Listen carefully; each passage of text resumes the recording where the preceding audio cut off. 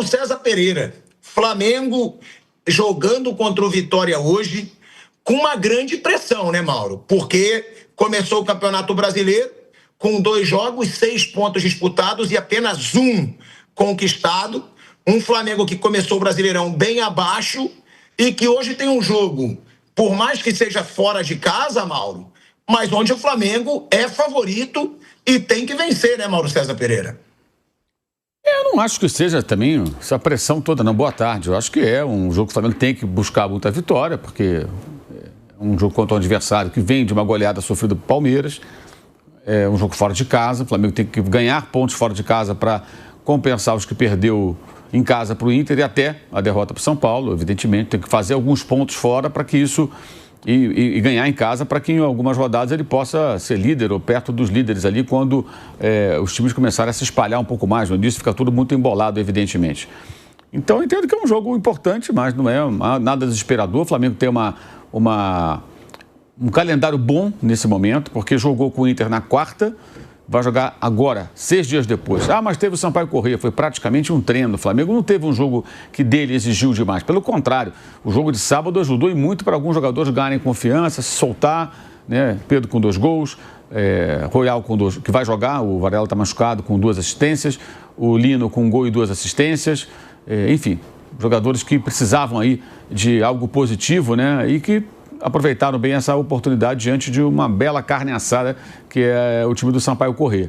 E agora volta a ter um jogo mais desafiador, mas 6 dias depois, né? Alguns jogadores nem foram a campo no sábado, alguns jogaram só parte do confronto, e aí depois só domingo contra o Botafogo, que joga quinta-feira.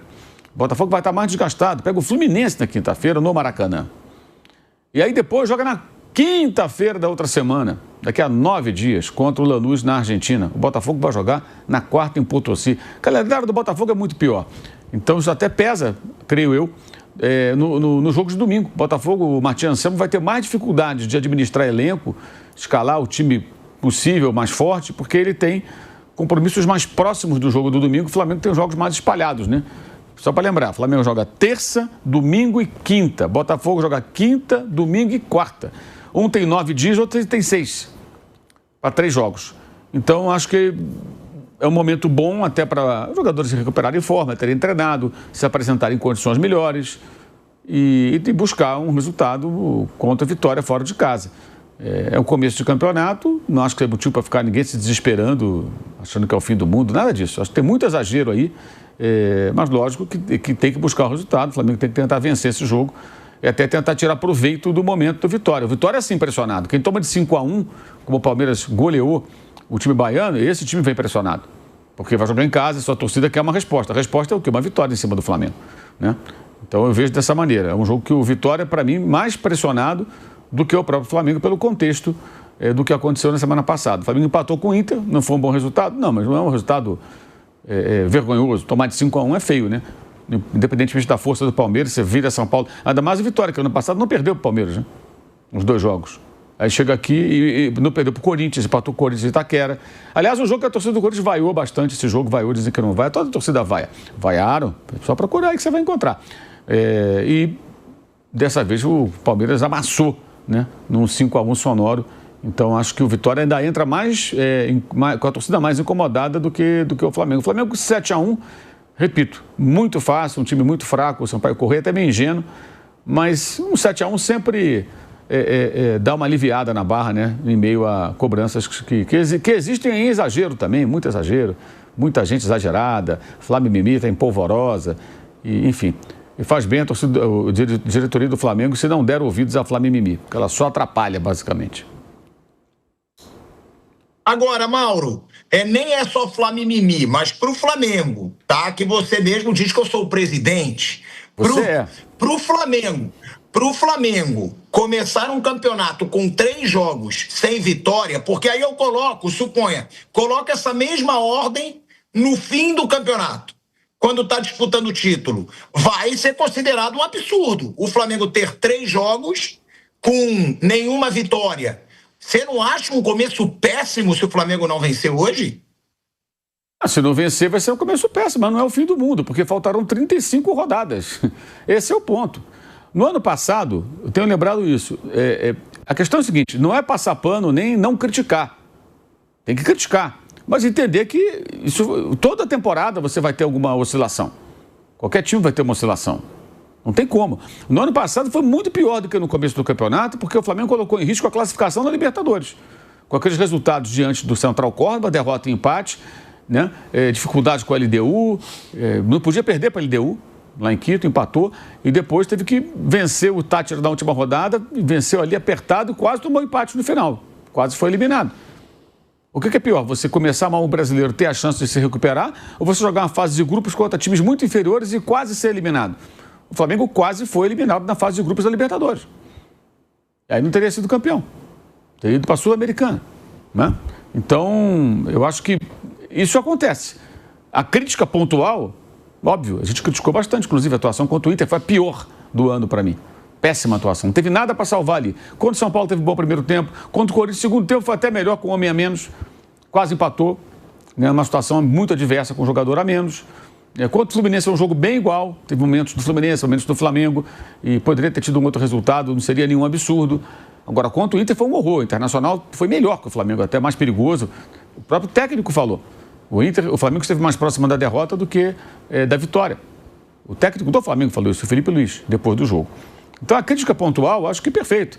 Mas achar que coisa desesperadora, não venceu, e agora? Eu acho que é um pouco demais, né? Claro que os jogadores têm que apresentar algo. O jogo de hoje, o time já tem que mostrar mais. Já houve tempo que eu falei. Teve 6 dias de intervalo. Mas teve o jogo de Sampaio Corrêa. Foi praticamente um treino, gente. Foi muito fácil. O Felipe pôde tirar os jogadores quando quis. Não foi um jogo que exigiu tanto fisicamente dos caras, de terem, sabe? Diferente de um jogo pegado, forte marcação. Não, foi um jogo suave. Foi quase um jogo treino. Foi muito, muito, muito fácil. Sampaio Corrêa muito modesto. E outra coisa, o time tirou dos ombros o peso do torneio da morte. Tem isso também. Se o Flamengo não se classificasse, se o Nova Iguaçu vence a Portuguesa, mesmo com 7-1, o Flamengo seria eliminado. Ia jogar torneio da morte. Com mais 3 times, ida e volta, 6 jogos para definir o rebaixado do Campeonato Carioca. Claro que eu não seria rebaixado. Você acha que ia ser o último dos 4? Claro que não, né? Mas seria constrangedor. Ao contrário, vai jogar com o Botafogo, domingo, no estádio Newton Santos, numa situação, como eu disse, que para o Botafogo é pior. É pior, no sentido de que ele vai ter jogos mais próximos entre os dois. Para o Martim Anselmo vai ser mais difícil a semana de trabalho. E com 2 torcidas, dividindo o estádio dessa vez, né? O mando do Botafogo, mas pelo regulamento do Carioca não vai ter aquele esquema de 10% só da torcida visitante. Vai ter meio a meio, como já foi no Engenhão inúmeras vezes, né? Os períodos de Maracanã fechado e tudo mais. Aconteceram vários clássicos dessa maneira. Então, a coisa mudou bastante com esse resultado do final de semana, porque o Carioca, embora seja o menos importante, exerce uma pressão. Você jogar um torneio desse, você ser eliminado para jogar um torneio torneio da morte, pega mal, né? Pega muito mal. E isso os caras se livraram também com essa goleada e a derrota do Nova Iguaçu para a Portuguesa lá no Campeonato do Rio de Janeiro. Então, a semana foi boa, depois do jogo do Inter, né? Então, a questão agora é de hoje, em casa, eles apresentarem algo melhor, jogando fora de casa, buscar o resultado. E aí, se perder, jogar muito alto, vai chegar aqui amanhã e descer a mamona. Vai bater forte, claro, mas vamos aguardar para ver o que vai acontecer. Bom, o que pode, desse jogo do Sampaio Corrêa, o que pode ser positivo é a confiança de alguns atletas que não vinham bem, aproveitaram a fragilidade do adversário, conseguiram jogar, participar, fazer gol, dar assistência, então esses caras ganham confiança. Isso acho que é o único ponto aí que dá para tirar ali. Foi um jogo desigual, né? Um adversário muito fraco. O Flamengo atropelou, ganhou muito fácil. É mais essa questão de confiança, mesmo sendo um jogo contra um adversário fraco. Fazer gol sempre ajuda, sempre levanta a moral de um jogador de futebol, participar, jogar bem.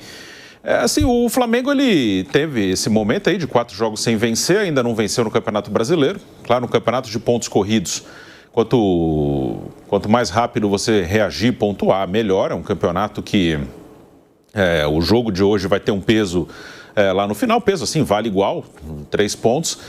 Não é bom que outros times se distanciem, tem essa questão. Então, quanto mais rápido o Flamengo conseguir resultados, melhor. Ele vai ter um campeonato melhor, mais tranquilo, não vai precisar correr muito atrás, vai se manter ali entre os melhores colocados. Até agora é uma classificação que o máximo que você pode ter é 6 pontos, não dá nem para abrir muito. Então é importante que vencer para não deixar ninguém abrir e voltar a ter uma tranquilidade, trabalhar em paz. Onde eu acho que há o exagero é criar problema, parar carro de jogador, como fizeram com o Emerson Royal, o cara indo treinar e para carro de jogador. Mesmo a vaia contra o Inter, acho que o time jogou mal, ok, mas não tem o mínimo de crédito, assim, de um time que fez um ano tão bom em 2025, foi campeão brasileiro, campeão da Libertadores, empatou com o Paris Saint-Germain fazendo um bom jogo, venceu o Chelsea, teve um ano muito bom o Flamengo.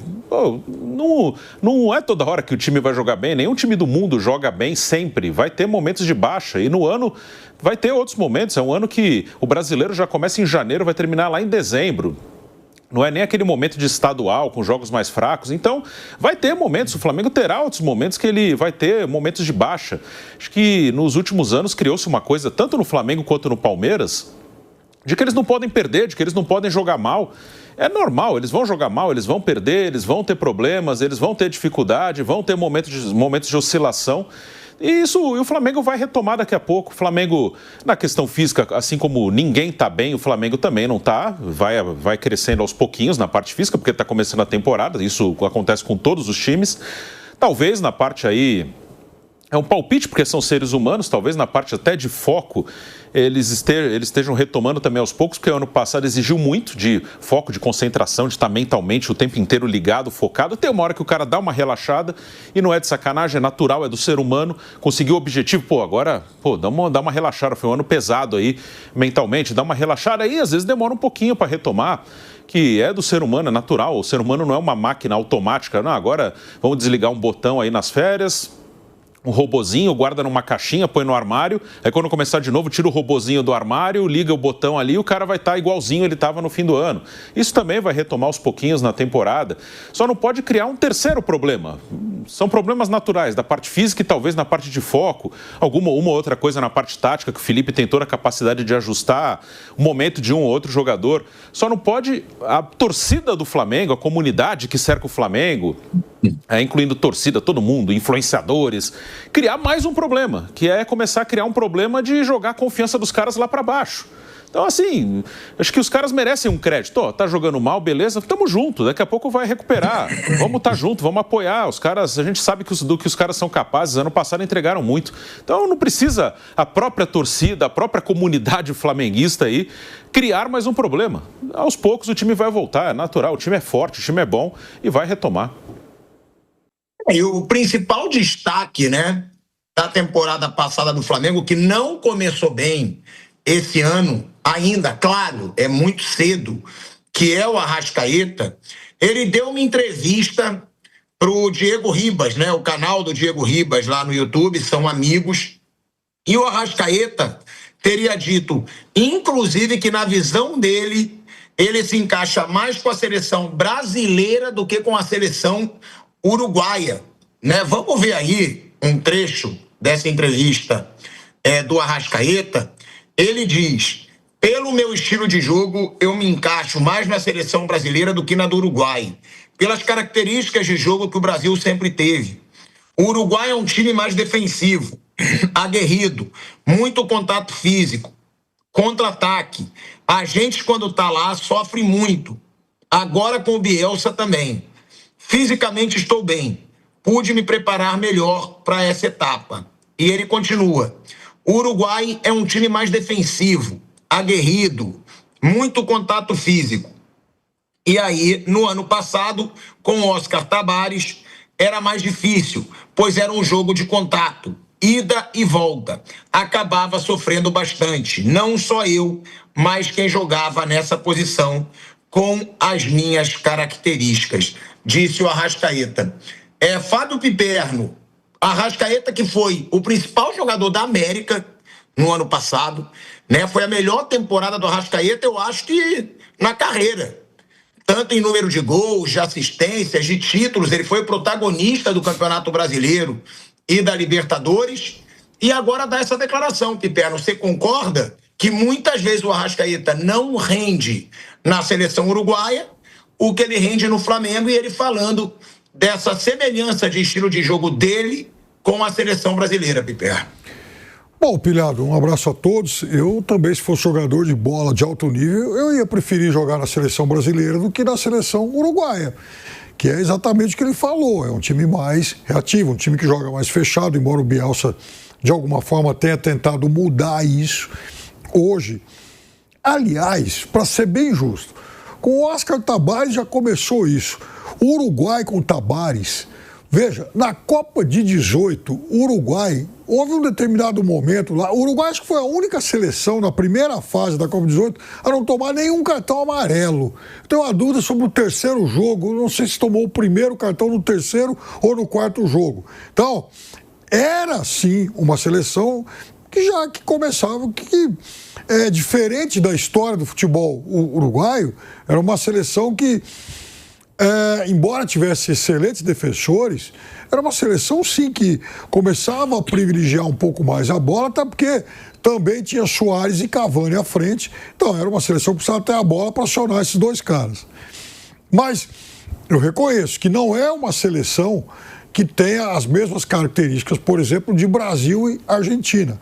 Então, até por analogia, até por estilo de jogo com o que ele pratica no Flamengo, a seleção brasileira e a seleção argentina jogam futebol de uma forma mais parecida com o estilo ao qual eles se adequam melhor. Quanto a isso, não há dúvida nenhuma.